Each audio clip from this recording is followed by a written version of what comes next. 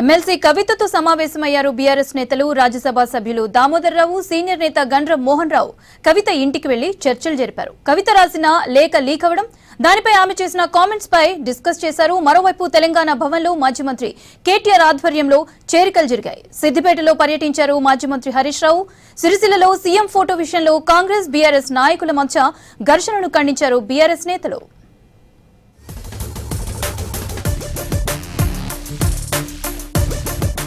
కాంగ్రెస్ పార్టీని నమ్మి ప్రజలు బొక్కబోర్ల పడ్డారన్నారు బీఆర్ఎస్ వర్కింగ్ ప్రెసిడెంట్ కేటీఆర్. ఈ శతాబ్దపు అతిపెద్ద మోసం కాంగ్రెస్ ఇచ్చిన అభయహస్తమని విమర్శించారు. కాంగ్రెస్ బీజేపీ మోసాలను బీఆర్ఎస్ కార్యకర్తలు ప్రజలకు వివరించాలన్నారు. పంచాయతీ ఎన్నికలు పెట్టేందుకు సర్కారు భయపడుతుందన్నారు. ఇకపై ఏ ఎన్నికలు జరిగినా కారు పార్టీదే హవా అన్నారు.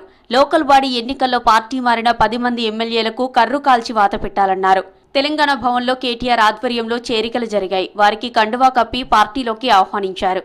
మనోళ్ళు ఏ కారణం చేతనో గాని నమ్మి బొక్కబొరల పడ్డారు. ఈరోజు బాధపడుతున్నారు. ఇవాళ గత 18 నెలల పరిపాలన చూస్తే మనందరికీ ఒక విషయం స్పష్టంగా అర్థమైంది, రాష్ట్రంలోని ప్రజలకు కూడా స్పష్టంగా అర్థమైనది. ఈ శతాబ్దపు అతిపెద్ద మోసం ఏదన్నా ఉంది అంటే కాంగ్రెస్ పార్టీ ఇచ్చిన అభయహస్తం అనే మేనిఫెస్టో. ఏ 10 మంది సన్నాసులైతే మన పార్టీ నుంచి పోయినరో ఆ 10 మంది సన్నాసులకు రేపటి రోజున ఉప ఎన్నికల్లో గద్వాలతో సహా కర్రు గాల్చి వాత పెట్టడమే ఉపాయం తప్ప వేరేం లేదు.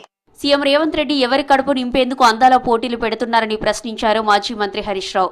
మిస్ వరల్డ్కు 200 కోట్లు ఇచ్చిన సర్కార్ రైతులకు విత్తనాలు ఎందుకు ఇవ్వడం లేదన్నారు. ఫ్యూచర్ సిటీ కోసం 4000 కోట్లు కేటాయిస్తున్నారు, కానీ రైతులకు మాత్రం ₹1 ఇవ్వడం లేదన్నారు.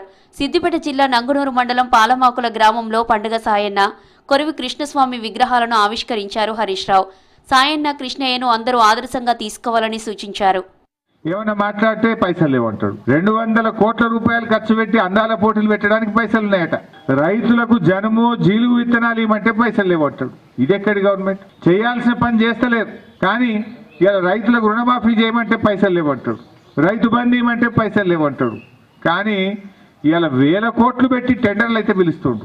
ఎవరి జేబులు నింపడానికి? కమిషన్ల కోసమా? కేసీఆర్ రైతు బంధు ఇవ్వగలిగినప్పుడు నువ్వు ఎందుకు ఇవ్వలేవు?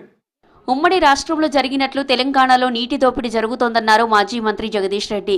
బీజేపీ, టీడీపీ, కాంగ్రెస్ కలిసి తెలంగాణ నీటిని ఏపీకి దోచిపెడుతున్నాయన్నారు. కమిషన్లు దోచుకుంటూ మంత్రులు నిద్రపోతుంటే చంద్రబాబు తెలంగాణను దోచుకుంటున్నారని ఆరోపించారు.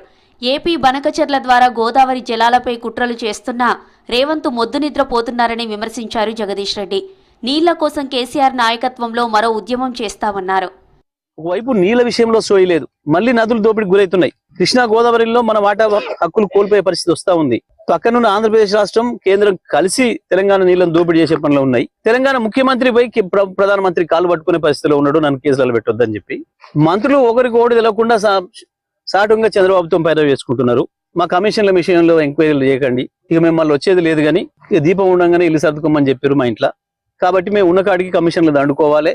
ఎంత వీలైతే ఈ రాష్ట్రాన్ని మా దోపిడి మేం చేస్తాం, పక్క రాష్ట్రం కూడా పక్కోడు చేసే దోపిడి పక్కోడు చేయనియండి.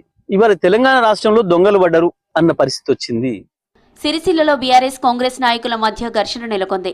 సిరిసిల్ల ఎమ్మెల్యే క్యాంప్ ఆఫీసులో ప్రోటోకాల్ ప్రకారం సీఎం స్థానంలో కేసీఆర్ కు బదులు రేవంత్ ఫోటో, తెలంగాణ తల్లి ఫోటో పెట్టేందుకు యత్నించారు కాంగ్రెస్ నేతలు. బీఆర్ఎస్ నాయకులు వారిని అడ్డుకోవడంతో తోపులాట జరిగింది. కాంగ్రెస్ నాయకులు గిచ్చికయ్యం పెట్టుకుంటున్నారని మండిపడ్డారు మాజీ ఎంపీ బోయినపల్లి వినోద్. కాంగ్రెస్ పార్టీ నాయకులు గిచ్చి కయ్యం పెట్టుకోవడానికి ప్రయత్నం చేస్తున్నారు. అసలు శాసనసభ సభ్యుడికి నిర్మించినటువంటి ఇల్లు అది ఆఫీస్ కాదు. అది ఇంట్లో మరి ఫోటోలు పెట్టుకోవడం అనేది అయితే నాకు అర్థం కావడం లేదు. కాబట్టి గిచ్చి కయ్యం పెట్టుకోవడానికి కాంగ్రెస్ పార్టీ కార్యకర్తలు ప్రయత్నం చేస్తున్నారు, తీవ్రంగా ఖండిస్తున్నారు. హైదరాబాద్ యశోద హాస్పిటల్లో మాజీ మంత్రి సత్యవతి రాథోడ్ను పరామర్శించారు మాజీ మంత్రి కేటీఆర్. ఇటీవల మోకాళ్ల ఆపరేషన్ చేయించుకున్నారు సత్యవతి రాథోడ్. ఆమె ఆరోగ్య పరిస్థితిని డాక్టర్లను అడిగి తెలుసుకున్నారు కేటీఆర్.